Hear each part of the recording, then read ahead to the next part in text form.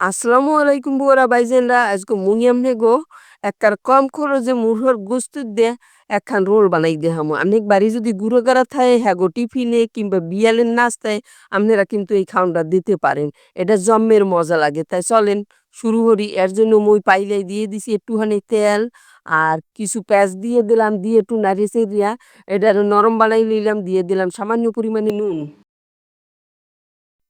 দিয়ে দিলাম কিছু কাঁচা জাল আর রহুন বাটা, এরপর দিয়ে দিলাম আদা বাটা, এই যে আধা চামচ করে দিয়ে দিছি দিয়ে একটু লাড়িয়ে চেড়ে নিলাম যাতে আর কাঁচা গন্ধটা না থাকে এর মধ্যে।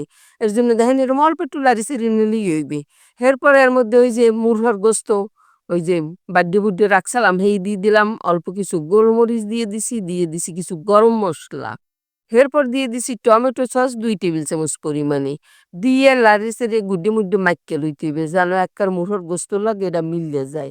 ভালো মতো মিলেই লইবেন। বাডা মুরহর গোস্ত কিন্তু পাইলের মধ্যে দিলেও অনেক সময় হয় কি জানেন? এই দলা বাইন্ধা থায়। এই দলা আবার ওই খুন্তি-মুন্তি দিয়ে গুড্ডে-গাড্ডে দিবেন। এরপর আরটু টমেটো সস আর আরটু চিনি দিয়ে দিছি। চিনিটা স্বাদ অনুযায়ী দিবেন। মন লইলে দিবেন, না মন লইলে দিয়েন না। এটা যার যেমন ইচ্ছা আরকি। এরপরে লাড়িয়ে-চাড়িয়ে মিশাই লইলাম যে পানি ছাড়ছে এই সিদ্ধ হয়ে গেছে কারণ বাটা তো সেইপিনে আর পানি-পুনি দিই নাই। দেখেন হয়ে গেছে এটা জলমল হয়ে গেছে। এখন মুই এর জন্য একটা ওই গোলা বানাই লমু ওই মাইক্কা-চুক্কি আটার দিয়ে।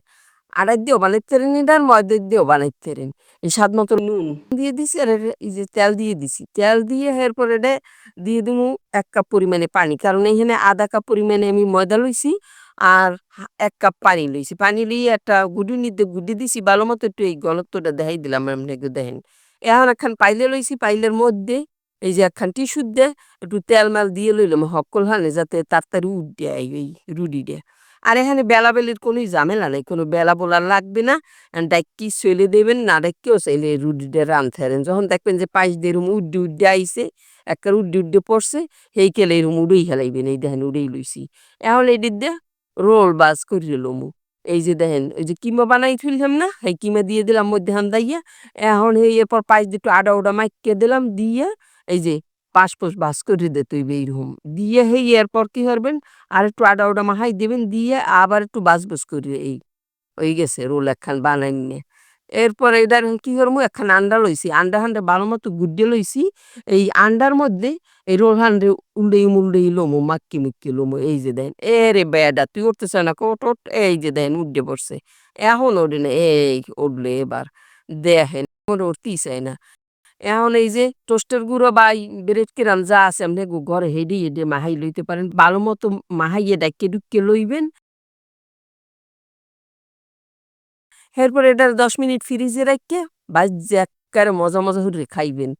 কিন্তু জম্মের মজা লাগে। আর গুঁড়ো করার যদি এই নাস্তাখান বানাইয়ে দেন, আমনে গুঁড়ো করায় কান্দা-কাটি থামাইয়ে খালি খাইবে আর খাইবে। এই যে দেখেন বাজতে মোর আবার গ্যাস শেষ চইল্লি গেছে। এরপর আবার চুলাখান পাল্টাই লইলাম, বাজা হয়ে গেছে মোর একটু ছালমাল উঠে গেছে। আর কি করমু? এখন একটা প্লেট এই দিয়ে দিতেছি দেখেন। তো তৈরি হয়ে গেল মোর আজগো মুরগার গোস্তের রোল। আশা করি আজকের রেসিপি আপনাকে জম্মের ভাল লাগছে। আর ভাল লাগলে বেশি শেয়ার করে দিবেন। সবাই ভালো থাকবেন।